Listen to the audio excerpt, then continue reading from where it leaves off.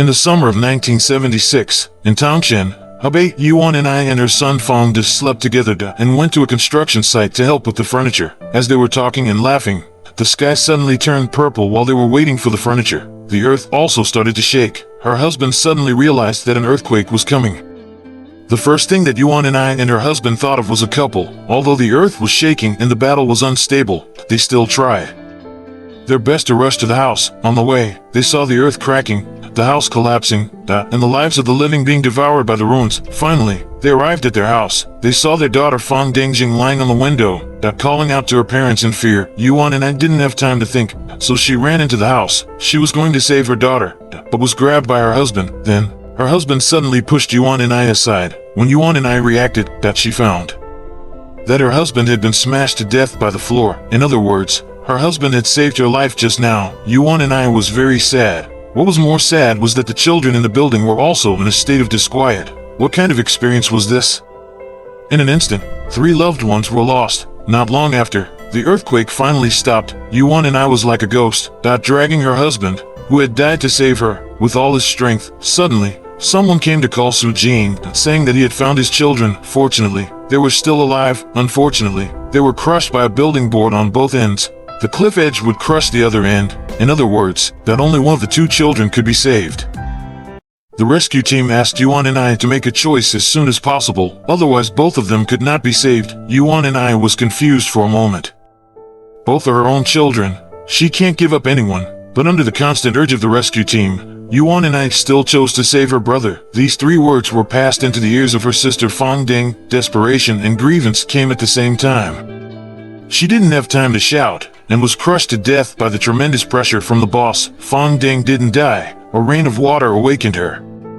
She thought of her mother's decision, and felt that she was an abandoned person. She didn't go to her mother, but suddenly entered the orphanage, and was eventually adopted by a military couple. 10 years later, Fong Ding took the college entrance examination and entered a medical school in Hangzhou. But her younger brother Fong De, who was in Townsend, gave up the college entrance examination and went to Hangzhou with a few friends to do business related to tourism. 10 years later, Fong De has grown up to be the boss of a company, has a house, a car, a wife, and is a successful person. Fong De wanted to take her mother Yuan and I to Hangzhou to enjoy her life, but was rejected by Yuan and I, because Yuan and I can't let go of her dead husband and daughter.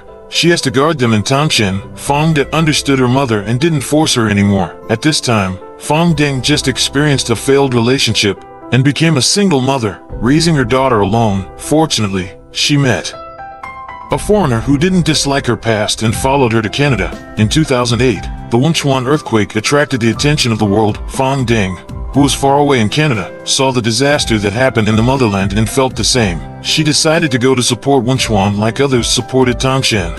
At the same time, Fong Da also led volunteers to Wenchuan. After a busy day, Fong Da and colleagues chatted all day, and Fong Ding happened to be resting next to him. His colleagues asked Fong Da how his arm was gone. Fong Da said that 30 years ago, in the great earthquake in Townsend, he and his sister were crushed by a building board on both ends. Only one of them could be saved. After a lot of struggle, his mother chose to save him. Although he was injured for a long time, his arm was also severely injured and was cut off. Since then, his mother has been blaming herself for her own choice. For more than 10 years, Haishou has been in the hometown and refused to enjoy happiness with him. Fong Ding heard Fong Da's whispers and felt a shudder in his heart. Is this cool young man his brother Fong Da? Yes, he is Fong Da. Fong Ding and Fong Da got married. Fong Da took his sister Fong Ding home to see his mother at the first time. On the way, Fong Ding was very entangled. He didn't know how to face the woman who abandoned him. Fong Ding suddenly came home and saw his mother in the cage in the familiar setting in the house. After his mother Yuan saw Fong Ding, she suddenly knelt down and apologized to her daughter for the choice 30 years ago. Yuan also asked her daughter, "I have been thinking about you for 32 years. Why did you come back now?" Fong Ding looked at his mother, his brother-in-law, and his lovely nephew. He suddenly understood the helplessness of his mother when making a choice. He suddenly blamed himself. Why are you so cruel?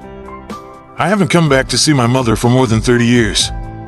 Fong Ding rubbed his mother's body and let go of all the dissatisfaction and hatred for this old man.